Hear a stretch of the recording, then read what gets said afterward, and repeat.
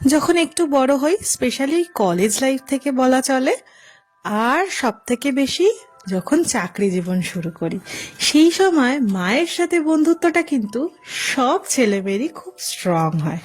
বড় হওয়ার সাথে সাথে মায়ের সাথে সম্পর্ক, ছেলে বলুন মেয়ে বলুন, প্রত্যেকের স্ট্রং হয়। আমার ছেলেটা অনেক ছোট, কিন্তু আমি কিন্তু অপেক্ষা করে থাকি ওর সাথে একটা ভালো সময় কাটানোর। তো আজকে আমার ছুটি ছিল, তাই বিকেলবেলাটা শুধু আমি আর চার্ভিক, আর কেউ ছিল না। সত্যি মা বলতো, তুই কখন অফিস থেকে ফিরবি সেই অপেক্ষায় থাকি, জানিস তো, একটু গল্প করব দুজনে, নইলে বাড়িটা ফাঁকা ফাঁকা লাগে। ভাবুন, তখন বুঝতে পারতাম না।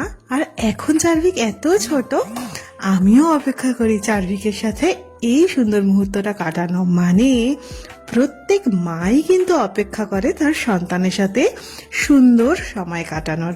আজকে সন্ধেটা আমাদের দুজনের ভীষণ ভালো কাটলো, শুধু আমি আর চার্ভিক।